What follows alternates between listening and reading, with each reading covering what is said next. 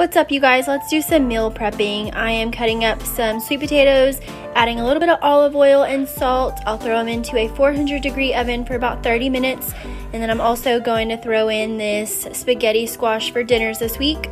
And then for lunch this week, I'm going to be making my Asian slaw salad. I couldn't find coleslaw, so I grabbed this Asian chopped salad kit. I don't need all that other stuff. I just want the greens. I'll add in the dressing, some apples, some toasted almonds, clean as I go. And then I'm gonna start some breakfast for this week. I'm doing breakfast quesadillas. That was onions, peppers, spinach, salt, and pepper. Cook that down, and then I'm gonna add in 4 eggs.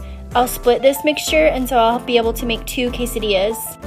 I'm gonna add in some slap ya mama because it's so good. And then this is just a flat out wrap. I do a little bit of cheese, egg mixture, and more cheese, and then cook it like a regular quesadilla.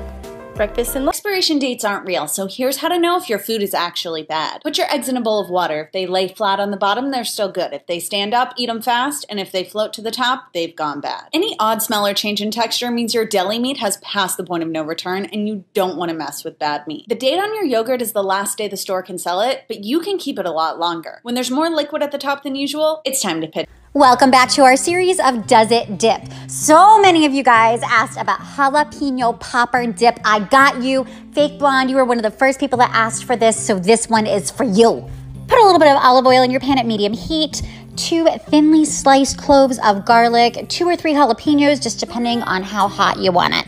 I like the outside of my jalapenos to get a little bit blistery. Pull them out, cut the tops off, slice them down the middle, pull the seeds out. Now, the seeds is where all the heat is, so if you're like a heat junkie, you can leave them in. I didn't want to burn the mouths of my family. So chop up those jalapenos, chop up the garlic, mix all your ingredients together. You guys, the Dano's seasoning here really turns this up a notch. Very, very good. In the oven at 350 degrees until nice and bubbly. Use bacon as a dipper. It's so good. And if you want to see what dip is next, don't forget to follow. Avocado fries. I came across a page on TikTok called My Healthy Dish. I seen these avocado fries and I'm like, whoa, I got to try those.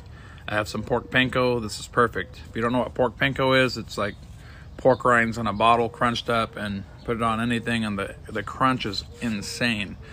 So I just egg wash, flour, pork panko on these avocado fries, 375 degrees on my Traeger for about 35 minutes. Took them off, let them sit for about 20 minutes, and I can tell you the taste was amazing. The sauce, dipping sauce, was just simply Duke's mayonnaise and Whisker Balm.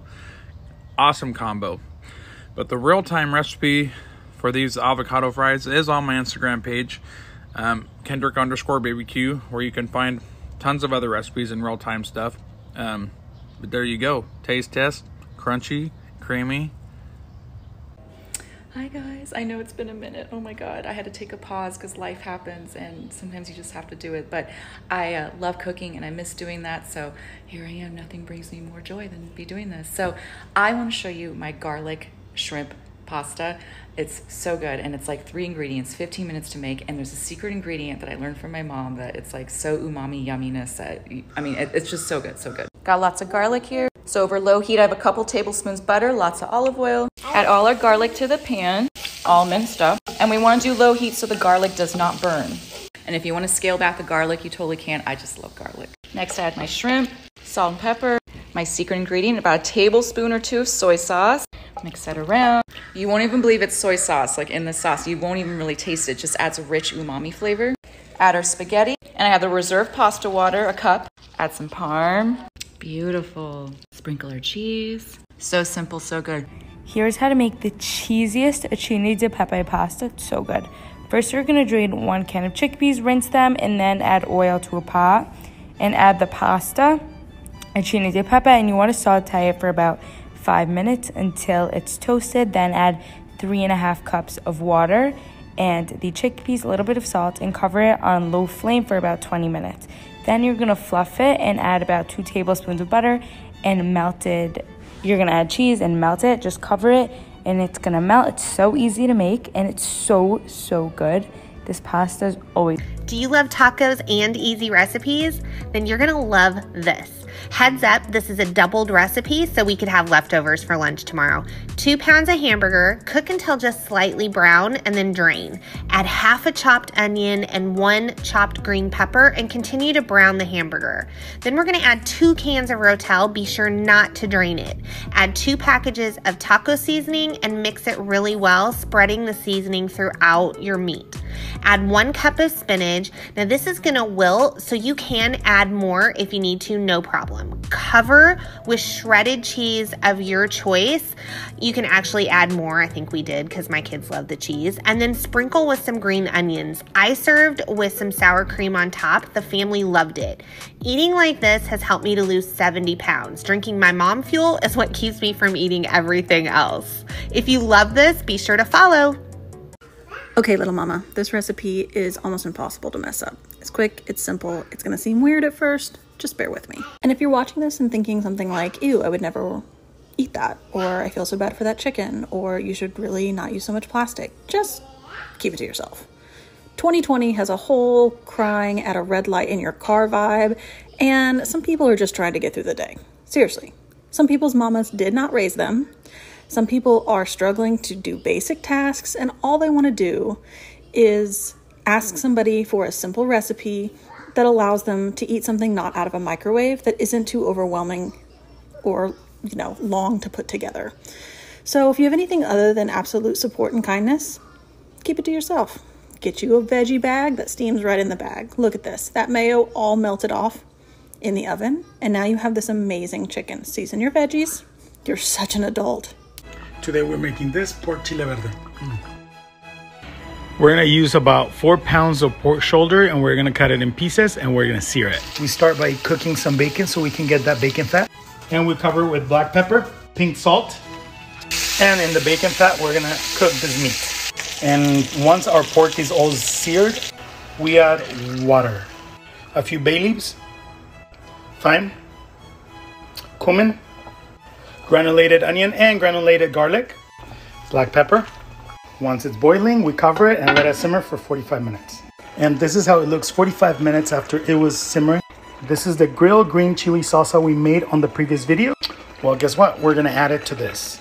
We bring it to a boil, we cover it, and let it simmer for another 40 minutes.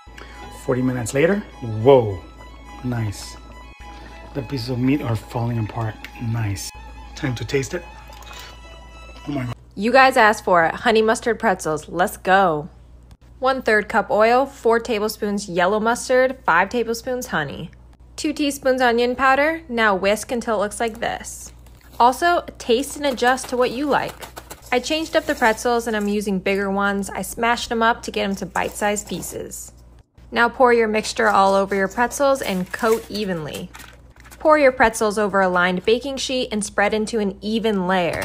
Taste test, of course, and bake at 275 for 30 minutes, tossing and turning halfway through. Some of you love this seasoning, and while I think these are perfect, for extra flavor, dip it in a honey mustard sauce.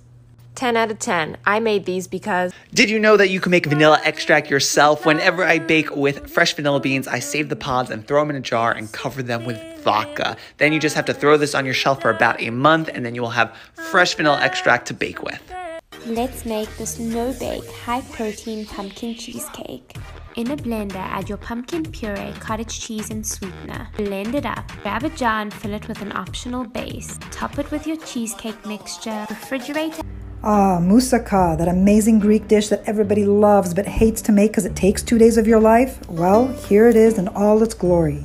Start off with parboiled potatoes and fried eggplants. Then you make your minced meat with all these amazing spices. Add tomato paste and water and simmer until the water evaporates.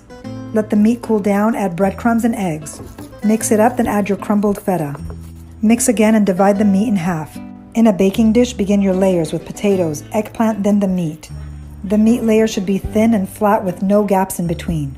This is important because when you pour your bechamel, you don't want it to sink to the bottom. Sprinkle some Parmesan cheese and repeat your layers. Pour the bechamel right on top of the meat layer, making sure it covers the entire thing. Then bake for 45 minutes and this is how it comes out, all sizzling and beautiful, and it smells and tastes so good. I heard this originated from Egypt. I thought it was from Greece, but I don't know. Let me know, my thick and saucy friends. Either way, you gotta try it out. There's lots of ways to cook a good steak, and a butter base is one of them. Filet mignon salted heavily into a hot pan, sear on both sides, look for that color. Once seared, lower the heat, add grass-fed butter, thyme, and garlic. As the butter turns brown, baste with the butter until you reach an internal temperature of 125 to 130 degrees internal for a nice medium to medium rare steak. Rest for a minimum of 15 minutes and forget about it. We're gonna show y'all how to do a Louisiana crawfish, crab, shrimp boil. We're gonna do shrimp today, but this recipe goes for all of it. We are gonna use this, both of them, the liquid and the powder. You should be able to find it on Amazon.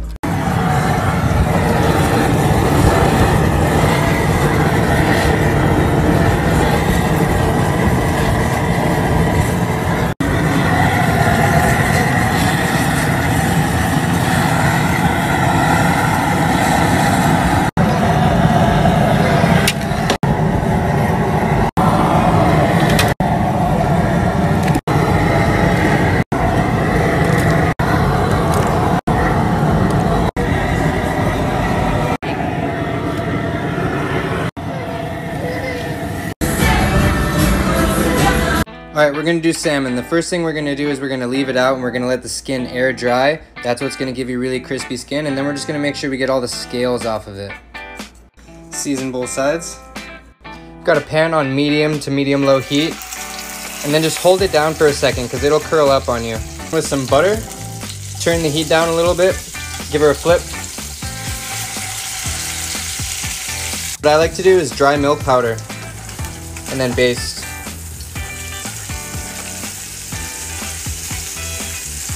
After 2 minutes of basting, it's ready. Some salmon skin ASMR right there. This is the perfect low-carb sandwich. I use a flat-out wrap, roast beef, sliced pepper jack cheese, banana peppers, because they're amazing, vegetable cream cheese, sliced red onions, and spinach. Y'all, this is literally the kind of food that I eat on the daily. It has not only helped me to lose 70 pounds of fat, but it's also helped me to keep it off for over 3 years. I am not counting calories, and I am not counting macros. I'll eat something like this for lunch and then a simple low-carb dinner. I'm rarely hungry and I don't crave carbs anymore because I'm drinking my mom fuel that keeps me in ketosis. I started this journey of living in ketosis for energy, but I had no clue it would lead to such a healthier, happier me.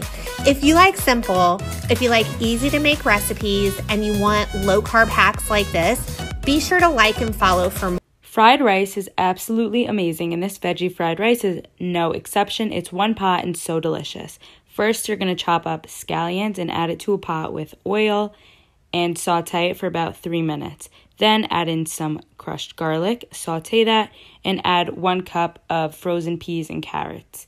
Mix that up, and then you are going to add some ginger. Add about 3 cups of cold rice and mix it. Add 1/4 cup soy sauce, about 2 tablespoons teriyaki sauce, 1 teaspoon sesame oil, and some crushed black pepper. Mix it all together, and then I cover it on low for about 10 minutes to get hot. And then I crack some eggs in the middle, saute that up, and mix everything together.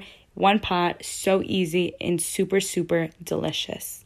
If you love garlic and chicken, you're gonna love this recipe. It's super easy, only 4 ingredients. We're making 40 clove chicken. Start with 8 pieces of chicken and pat dry with paper towels. You can use thighs, drums, or breasts, or a mix of all 3. Next, season all sides generously with salt and pepper. Heat your oil or fat in a large oven-proof skillet until smoking, and then lay your chicken in skin side down. Let sear 5 minutes untouched, and then flip over. Go ahead and turn your stove off now.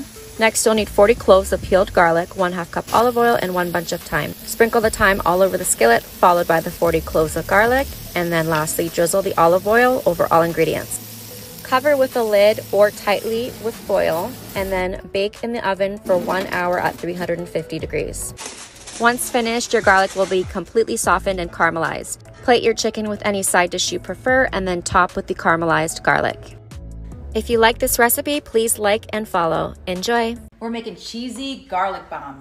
Grease your cast iron. Get it good, even the sides. Preheat your oven at 350. Stick in a half of butter. Melt it.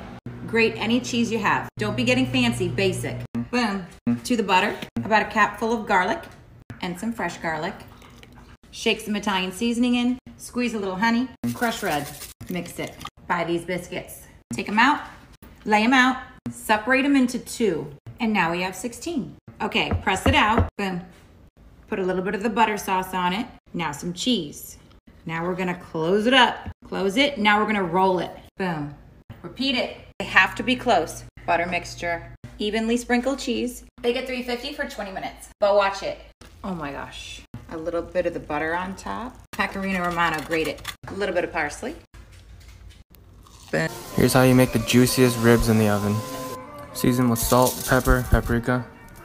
Bake at 275 for 45 minutes, then wrap them upside down in tin foil and bake for another 2 hours. Spread on some barbecue sauce, throw it under the broiler for 5 to 10 minutes each side, and you're done.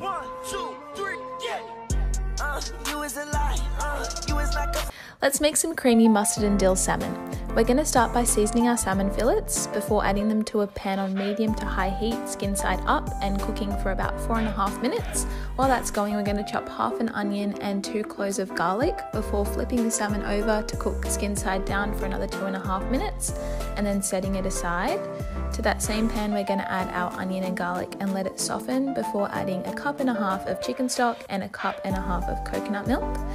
Then we're also going to add about 1/4 cup of yellow mustard and about the same amount of Dijon mustard. You can change that measurement up depending on your preference. Then the juice of 1 lemon, 2 teaspoons of capers, a tablespoon and a half of dill, some paprika, salt and pepper. And then we're just going to let that simmer for a while before adding about 3 cups of spinach, and then we're going to add our salmon back in to serve. That's it. Hope you guys enjoy. Like and follow for more.